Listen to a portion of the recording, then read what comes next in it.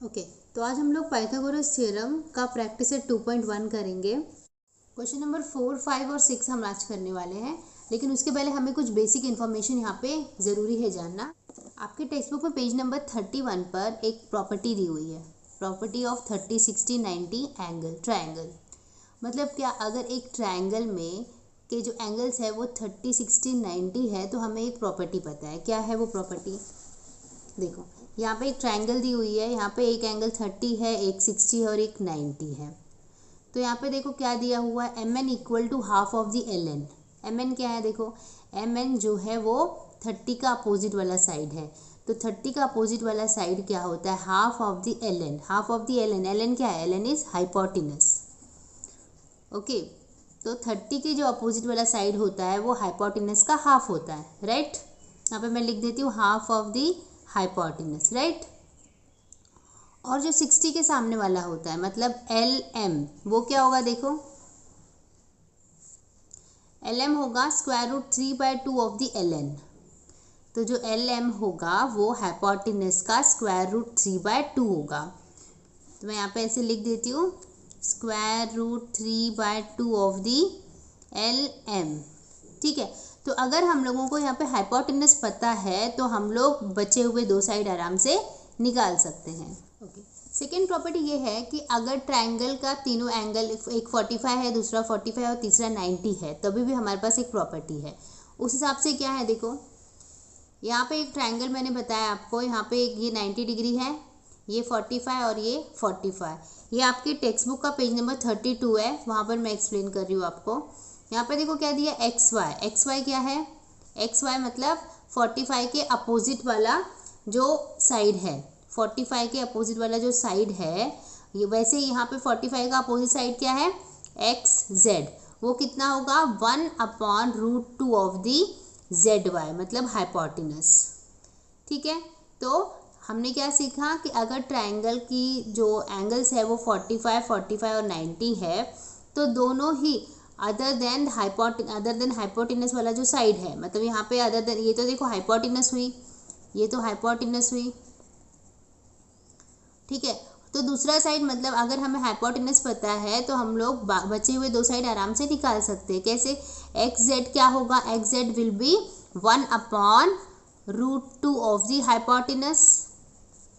ठीक है, वैसे ही एक्स वाई भी क्या होगा? 1/√2 ऑफ द हाइपोटेनस। ठीक है, तो आज हमने ये जो दो प्रॉपर्टी सीखी है, ये दो प्रॉपर्टी से हमारा अगला क्वेश्चन, अगले सारे क्वेश्चन हो जाएंगे। Question number 4, 5 and 6। Question number 4, see figure 2.19, find R P and P S. हमें क्या फाइंड करना है? आर पी, मतलब ये वाला साइड हमें फाइंड करना है, और क्या फाइंड करना है? P S. पी एस मतलब ये साइड भी हमें फाइंड करना है।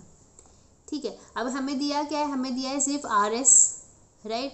तो अगर हम लोग देखें तो यहाँ पे ये कौन सा टाइप का ट्रायंगल है? देखो 30, 90 और ये तो ऑब्वियसली बचा हुआ 60 होगा। ठीक है, लेकिन मैं वो भी आपको करके दिखाती हूँ कि 60 कैसे होगा, क्योंकि हमें पता है ट्रायंगल के तीनों एंगल मिला के कितने होते हैं? 180। तो अगर ये 90 है, ये 30 है, तो 60 ही बचा। ठीक है, मैं आपको करके दिखाती हूँ, आपको अच्छे से समझ में आ जाएगा। तो यहाँ पे मैंने डायग्राम बना लिया है। अब हम यहाँ पे लिखेंगे गिवन क्या है हमें। गिवन है कि एंगल एस जो है, एंगल एस इज़ 90। ये साइन जो है, ये साइन 90 का होता है, right. Angle S is 90, angle P is 30। तो एस इज़ 90 लिख दिया। अब मैं लिखूँगी angle P is 30। Therefore angle R क्या होगा? 180, क्योंकि टोटल तो 180 था, उसमें से हम ये दोनों को माइनस कर देंगे, माइनस 90 प्लस 30, राइट। तो 180 माइनस 120, तो ये हो जाएगा 60। तो एंगल आर हमें कितना आ गया? 60 आ गया। तो ये वाले एंगल को हमने 60 निकाल लिया। ठीक है, ये चीज़ आई होप आपको समझ में आई। मैं फिर से बता देती हूँ। देखो, angle this angle plus this angle plus this angle मिला के तो 180 होगा। ठीक है, अगर ये 90 है, ये 30 है, तो बचा हुआ कितना होगा? 180 में से अगर हम इन दोनों को माइनस कर दें तो हमें मिल जाएगा ये थर्ड वाला एंगल। तो वैसे ही मैंने क्या किया, 180 में से दोनों एंगल को ऐड करके मैंने माइनस कर दिया तो मुझे एंगल आर मिल गया। ठीक है, अब हमने क्या देखा, ये किस टाइप का ट्रायंगल हो गया, 30, 60 एंड 90। हमने अभी अभी उसकी प्रॉपर्टी सीखी है। ठीक है, देखो हमें पूछा कौन कौन सा एंगल साइड्स है, हमें ये साइड पूछा है और ये वाला साइड पूछा है, राइट। तो हमें पता है कि एक ट्रायंगल जिसमें एंगल जो है 30, 60, 90 होगा, उसमें 30 के सामने वाला साइड, जैसे यहाँ पे 30 के सामने वाला साइड क्या है, देखो एस आर। एस आर क्या होगा, हाफ ऑफ द हाइपोटेनस। तो हम लिखेंगे यूजिंग प्रॉपर्टी ऑफ 30, 60, 90 क्या होगा, देखो 30 के सामने वाला साइड ले लेते हैं, 30 के सामने वाला मतलब एस आर, तो S R will be equal to, हम लिखेंगे S R equal to half of the hypotenuse. Hypotenuse क्या है, आर पी, तो लिख देते हैं आर पी। ठीक है, तो क्या होगा, ओके, तो क्या हमें एस आर का वैल्यू पता है, यस। देखो एस आर हमको 6 दिया है, तो हम यहाँ पे 6 डाल देते हैं, 6 equal to half of the R P. ठीक है, तो आर पी को हम यहीं पे छोड़ेंगे, 2 उधर ले जाएंगे तो 2 मल्टीप्लिकेशन में चला जाएगा, तो R P equal to 2 into 6 कितना हो जाएगा, 12। R P equal to 12। ठीक है, अभी दूसरा हमें निकालना है एस पी। तो एस पी क्या है, एस पी 60 के सामने वाला साइड है, तो 60 के सामने वाला क्या होता है, 60 के सामने वाला साइड, वो उसका वैल्यू कैसे हम निकाल सकते हैं, तो एस पी 60 के सामने वाला जो है वो एस पी है ना, तो S P will be equal to √3/2 into hypotenuse. तो हम लिखेंगे S P equal to √3/2 of the hypotenuse, √3/2 of the hypotenuse क्या है, आर पी। एस पी हमें नहीं पता, तो देखो हमने आर पी अभी निकाला है जो कि 12 है, तो हम यहाँ पे 12 रख देंगे। S P equal to √3/2 of the 12, cut हो जाएगा, ये 6 आ जाएगा, ये हो जाएगा 6√3। तो हमने एस पी भी निकाल लिया है। Question number 5. For finding A, B and B, C with the help of the information given in the figure 2.20. तो ये जो फिगर हमें दिया है, हमें यहाँ पे फाइंड करना है A, B और B, C. Complete the following activity. तो यहाँ पे देखो हमें कुछ एक्टिविटी दी हुई है, हमें ये सारे जो ब्लैंक्स है वो भरना है। ठीक है, तो अब हम क्या करेंगे, हम पहले इस फिगर को देखते हुए हम एंगल्स निकाल लेंगे और साइड्स निकाल लेंगे, और फिर हम लोग ये जो सारे ब्लैंक्स दिए हुए हैं उसको भर लेंगे। तो ये मैंने फिगर बना लिया है। अब मुझे इन्फॉर्मेशन यहाँ पे क्या है कि जो ए बी है वो बी सी के बराबर है, तो मैं लिख देती हूँ side A B equal to side B C. ठीक है, हमें पता है कि अगर कोई ट्रायंगल में दो साइड्स इक्वल होते हैं तो उनके अपोजिट वाले एंगल भी इक्वल होते हैं। Therefore angle B A C will be equal to angle B C A. A B के सामने वाला एंगल कौन सा है, देखो ए बी के सामने वाला एंगल है बी सी ए, तो मैं लिखूंगी angle B C A equal to angle B C के सामने वाला, देखो बी सी के सामने वाला एंगल हुआ B A C, angle B A सी। ठीक है, चलो हम लोग इसको कुछ तो मान लेते हैं क्योंकि हमें इसका वैल्यू निकालना है। Let angle B C A equal to angle B A C equal to M. ठीक है, अब हम क्या करते हैं, अभी हमें क्योंकि इनका वैल्यू निकालना है तो हम लोग इसमें प्रॉपर्टी लगा के, ट्रायंगल की प्रॉपर्टी लगा के इसको सॉल्व करेंगे। हम लिखेंगे इन ट्रायंगल ए बी सी, हमें क्या करना है, हमें एंगल का ए का वैल्यू भी निकालना है, सी का वैल्यू निकालना है। ठीक है, तो इन ट्रायंगल ए बी सी तीनों एंगल मिलाएंगे तो कितना होगा, 180 होगा। तो हम लिखेंगे angle B A C plus angle B C A plus angle A B C सब मिला के होगा 180। देखो बी सी ए तो हमने एम लिया है तो एम लिख देते हैं। BCA भी हमने m लिया है तो इसमें भी m लिख देते हैं, और ABC तो 90 है तो ये 90 हुआ, इज इक्वल टू 180। ये होगा 2m प्लस 90 इक्वल टू 180। ठीक है, तो 2m अपनी जगह पे रहेगा, ये होगा 180 माइनस 90, ये हो जाएगा 90, तो 2m, तो m का वैल्यू क्या आ जाएगा 90/2 मतलब 45। तो m का वैल्यू हमने निकाल लिया है 45। तो देखो m क्या था, हमने BAC को हमने m लिया था, मतलब 45 आ जाएगा ये, तो ये 45 हो जाएगा, राइट। m का वैल्यू हमारा 45 आया है इसलिए इसका 45 हो जाएगा। वैसे BCA भी क्या हो जाएगा 45। ठीक है, अब देखो हम ये ट्रायंगल की बात करें तो यहाँ पे हमें दिख रहा है किस टाइप का ट्रायंगल हो गया ये 45 45 90 वाला, राइट। तो हम लोग वो प्रॉपर्टी लगा के हम लोग साइड का भी वैल्यू फाइंड कर सकते हैं। तो हम लिखेंगे in triangle ABC using property of 45 45 90 degree. क्या होता है, देखो 45 के सामने वाले जो दोनों भी साइड होते हैं वो क्या होता है, वो होता है 1/√2 ऑफ द हाइपोटेनस। तो मैं लिखूंगी AB, देखो 45 के सामने वाला AB है और ये वाले 45 के सामने वाला क्या है BC, तो BC होगा 1/√2 ऑफ द हाइपोटेनस, मतलब 1/√2 ऑफ दी हाइपोटेनस क्या है AC है ना, तो हम लिखेंगे AC मतलब 1/√2 ऑफ द स्क्वायर रूट 8। ठीक है, अब हम स्क्वायर रूट 8 का वैल्यू फाइंड कर लेते हैं। मैं आपको फैक्टर करके दिखाती हूँ, 2 4 2 2 2। तो देखो 2 की जोड़ी बन गई, मतलब 2 बाहर आ जाएगा और 1 2 अंदर रहेगा।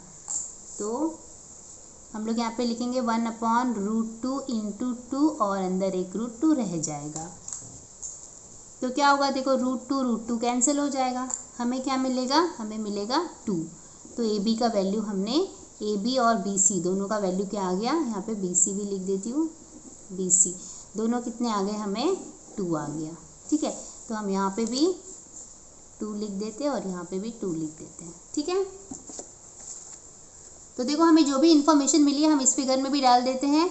देखो हमें एंगल A और एंगल C दोनों भी 45 मिले हैं, तो हम लोग लिख देते हैं यहाँ पे A 45 और C भी 45। और क्या मिला है, BC और AB दोनों 2 मिल गए हैं, तो BC 2 और AB भी 2। ठीक है, अब हम लोग ये ब्लैंक्स भरते हैं। देखो क्या दिया है, AB इक्वल टू BC, तो ये क्या है, ये तो गिवन है, तो यहाँ पे गिवन डाल देते हैं। एंगल BAC कितना है 45, तो यहाँ पे हम 45 डाल देंगे। ठीक है, AB और BC, देखो AB और BC ये कितना होगा, AC का मतलब हाइपोटेनस का कितना होता है, ये 1/√2 होता है, तो 1/√2 लिख देंगे। ठीक है, अभी हमने फाइंड किया ना, हमने 45 45 90 वाली प्रॉपर्टी से हमने ये लिखा था, देखो हमने यहाँ पे लिखा हुआ, right, 1/√2 of the AC, 1/√2 of the AC, right.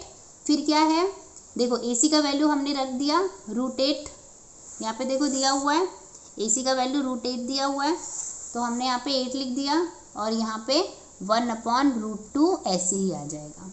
ठीक है, फिर क्या होगा, यहाँ पे देखो 8 का हमने फैक्टर किया था तो हमें 2√2 आएगा। देखो मैंने आपको दिखाया था 8 का फैक्टर हमने किया था तो क्या आएगा था, 2 बाहर और 1 2 अंदर, और यहाँ पे क्या रहेगा 1/√2, तो √2 कैंसिल हो जाएंगे और हमारे पास यहाँ पे सिर्फ 2 बचेगा। ठीक है, आई होप आपको क्लियर है। अब हम करते हैं अगला question, question number 6, find the side and the perimeter of a square whose diagonal is 10। तो हमें क्या एक स्क्वायर दिया हुआ है जिसका डायगोनल 10 है और हमें उसके बेसिस पे हमें उसका साइड भी निकालना है और पेरीमीटर भी। ओके, तो ये देखो मैंने यहाँ पे एक स्क्वायर बना लिया है, उसका डायगोनल भी बना देती हूँ। तो उसका डायगोनल मैंने बना दिया जो कि कितना है 10 सेंटीमीटर। हमें क्या पूछता है, मैं यहाँ पे लिखती हूँ टू फाइंड, इसके पहले हम लिख देते हैं गिवन क्या है, ABCD इज स्क्वायर। ठीक है, देखो हमें एक्चुअली ABCD स्क्वायर वहाँ पे नहीं दिया है, बट हमें कोई तो एक स्क्वायर कंसीडर करना है, इसलिए मैंने उसको ABCD नाम दे दिया है, तो आप ऐसा लिख सकते हैं। और क्या, BD इज इक्वल टू 10 दिया हुआ है। ठीक है, मतलब ये डायगोनल है ना, तो डायगोनल यहाँ पे लिख देते हैं। ठीक है, यहाँ पे लिखेंगे टू फाइंड क्या करना है हमें, साइड्स एंड पेरीमीटर। ठीक है, अब देखो अगर हम लोग ये फिगर देखें तो हमें क्या पता चल रहा है, ये एक ऑब्वियसली एक स्क्वायर है, और स्क्वायर के हर एक एंगल क्या होते हैं, 90 होते हैं। इसका मतलब ये वाला एंगल तो ऑब्वियसली 90 होगा, वैसे ये एंगल भी होगा 90, ये भी 90 और ये भी 90 है। बट हम लोग अभी ये BCD की बात कर रहे हैं, इसलिए मैंने अब बता दिया आपको ये वाला एंगल 90 होगा। तो हम लिखेंगे सोल्यूशन, हम लेंगे in triangle BCD, angle BCD equal to 90। ठीक है, क्या लिखेंगे, प्रॉपर्टी ऑफ स्क्वायर। ठीक है, हम चलो मान लेते हैं इसका साइड A है, तो हम यहाँ पे लिखेंगे let side of square is equal to A। ठीक है, अब हम क्या लिखेंगे, in triangle BCD using Pythagoras theorem. क्या होगा, हाइपोटेनस क्या है, BD, तो BD का square is equal to BC square plus CD square. तो मैं लिख देती हूँ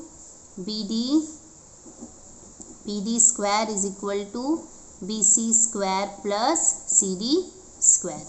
ठीक है, मैंने क्या लिखा, मैंने पाइथागोरस थ्योरम लगाया किसमें, इन ट्रायंगल BCD, तो BD square is equal to BC square plus CD square. अब मैं वैल्यूज़ डाल देती हूँ। देखो BD मुझे 10 दिया हुआ है, तो मैं यहाँ पे 10 डाल देती हूँ, 10 का स्क्वायर। BC और CD तो मुझे नहीं पता, लेकिन मैंने उसको कंसिडर किया है, साइड मैंने क्या कंसिडर किया है, A कंसिडर किया, राइट। तो मैं यहाँ पे A डाल देती हूँ, तो यहाँ पे दोनों ही जगह पे मैं A square plus A square डाल दूँगी। तो ये तो 100 हो जाएगा, ये हो जाएगा 2A स्क्वायर, तो A स्क्वायर अपनी जगह पे रहेगा, 2 इधर जाएगा तो डिवीजन में, तो A square is equal to 100/2, मतलब ये हो जाएगा 50। ठीक है, तो अभी हम लोग यहाँ पे A का वैल्यू क्या आ जाएगा, A is equal to square root of 50। ठीक है, 50 को फैक्टर करके देख लेते हैं, 50 2 25 5 5 5 एंड 1। तो देखो यहाँ पे 5 का जोड़ी बन रहा है, तो मतलब 5 बाहर आ जाएगा, पर 2 जो है वो अंदर रहेगा। तो मैं लिख दूंगी 5 और स्क्वायर रूट ऑफ 2 सेंटीमीटर।